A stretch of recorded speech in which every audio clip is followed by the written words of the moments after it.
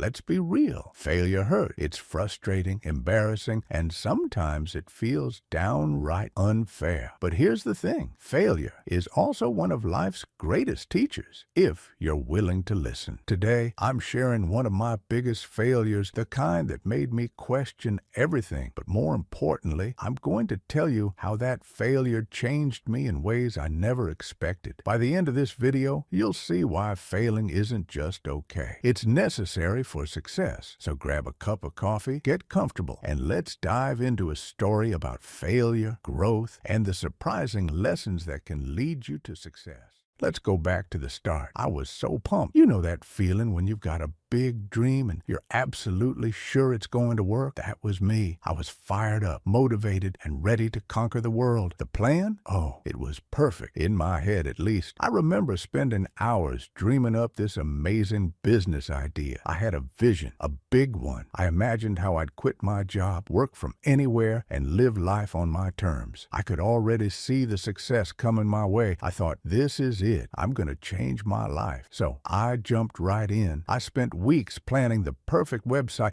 designing the logo, and setting everything up. But here's the thing I didn't realize at the time. I was putting all my energy into the fun parts, not the important ones. I had no real strategy, no market research, no clear target audience, and honestly, no backup plan. But back then, I didn't think I needed one. I was so focused on doing everything right that I didn't stop to ask, am I focusing on the right thing? Spoiler alert, I wasn't. I was pouring my heart and soul into this. Every waking moment was dedicated to my dream. I was all in. But deep down, I was also ignoring the little voice in my head that whispered, what if this doesn't work? And then the moment came. I launched it. I was so excited to see all the orders and support flood in. I waited, refreshing my inbox every few minutes, but nothing happened. Just silence. That was the first sign that maybe I wasn't as prepared as I thought. And that's when reality started to hit me. This wasn't going to be as easy as I thought. I had built this huge dream without building the foundation to support it.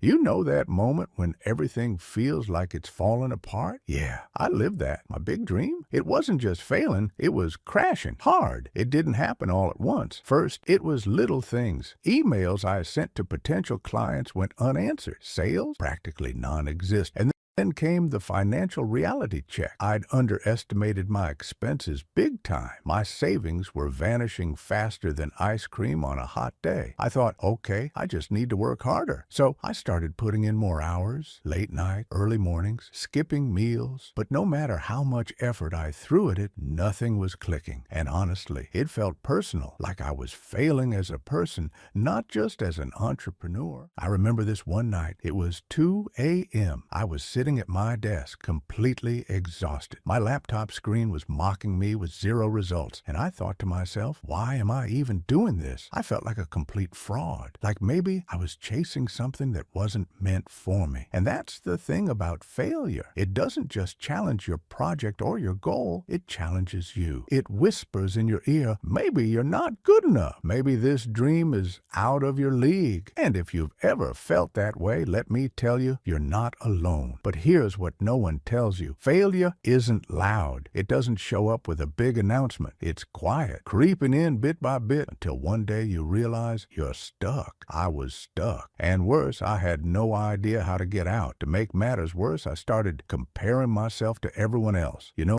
those posts where people are celebrating their wins? Just hit 10K sales or living my dream life. Meanwhile, I was over here drowning. It felt like I was the only one failing while everyone else was thriving. That was my lowest point. I thought about giving up entirely. Walking away felt easier than continuing to face the daily reminder that I wasn't succeeding, but something kept nagging at me. A little voice inside that said, you've come this far. Are you really going to stop now? It wasn't loud. It wasn't even confident, but it was enough to make me pause and ask myself, what am I really learning from this? And that's where things started to shift. When I sat down and reflected on what went wrong, I realized failure wasn't the enemy. It was the mentor I didn't know I needed. It gave me clarity. It showed me what not to do, and more importantly, how to approach things differently moving forward. 1. Start small and test your ideas. Let's be honest. When you have a big idea, it's tempting to go all in, right? That was my first mistake. I went big without testing the waters. What I learned is that starting small isn't playing it safe. It's playing it smart. Think of it like planting seeds in a garden. You don't dump an entire bag of seeds and hope for the best. You plant a few, see which ones sprout, and then nurture the ones that show promise. Testing your ideas in a smaller, controlled way saves you from pouring resources into something that might not work. So before you take on the world, ask yourself, what's one small step I can take to test this idea? You'd be surprised how much progress you can make with just a little focus and a lot less risk. 2, don't fear failure. Embrace it. Here's the thing about failure. It's not the monster under your bed. It's a mirror. It reflects back what needs to change. And the sooner you embrace it, the sooner you can move forward. Take Edison, for example. Every time he failed, he didn't quit. He learned. And that's the mindset you need to adopt. Every failure brings you closer to success because it teaches you what doesn't work. The next time something doesn't work out, don't beat yourself up. Instead, ask, what is this trying to teach me? Trust me, there's always a lesson if you're willing to look for it. 3, ask for help. I'll admit it. Asking for help felt like admitting defeat. But guess what? That mindset is the reason I failed in the first place. No one succeeds entirely on their own. The truth is, asking for help isn't a sign of weakness. It's a sign of strength. Whether it's a mentor, a friend, or even a stranger on the internet, people are more willing to help than you think. You just have to ask. One of the biggest lessons I learned was that collaboration isn't just helpful. It's essential. Other people can see blind spots you might miss, and their insights can take you farther than you could ever go alone. So, to recap, start small, embrace failure as feedback, and don't be afraid to lean on others for support. These lessons turned my failure into a foundation for success, and they can do the same for you. After that failure, I felt like giving up, and for a while, I did. But then, one day, I realized something. It wasn't the failure that was holding me back. It was my fear of failing again. I had 2 choices, stay stuck or try again, but smarter this time. So I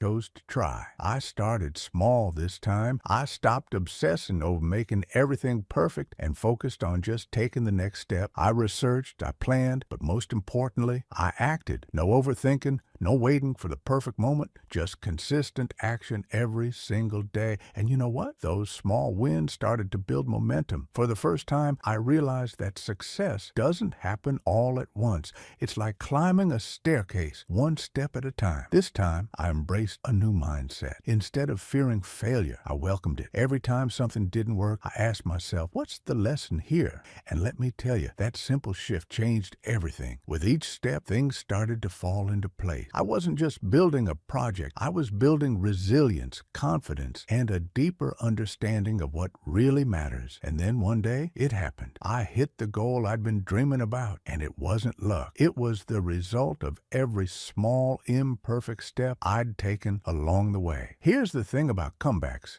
They're not just about achieving a goal. They're about proving to yourself that you're capable of more than you thought. That failure you're scared of, it's not the end. It's the start of your comeback story. So if you failed recently, remember this. It's not about how many times you fall. It's about how many times you get back up. Your comeback is waiting for you. All you have to do is take the first step. Here's my challenge for you. Write down one small step you can take towards your goal today. It doesn't have to be perfect. It just has to be something. Then do it. Let this be the start of your own comeback story. Remember, failure isn't the opposite of success. It's part of it. And if I can bounce back, so can you. So what's the moral of the story? Failure isn't something to fear. It's something to value. Every time you fail, you're one step closer to figuring it out. Success isn't about avoiding mistakes. It's about learning from them and pushing forward. If you failed at something recently, take a moment to reflect. What did it teach you, and how can you use that to move forward? Let me know in the comments. I'd love to hear your story. And hey, don't forget to like, subscribe, and share this video with someone who needs a little reminder that failure isn't the end. It's just the beginning.